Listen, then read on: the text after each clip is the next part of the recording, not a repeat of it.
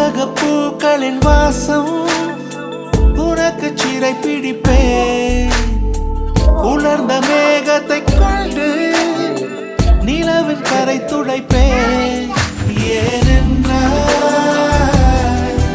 உன் பிறந்த நாள், ஏனென்றால் உன் பிறந்த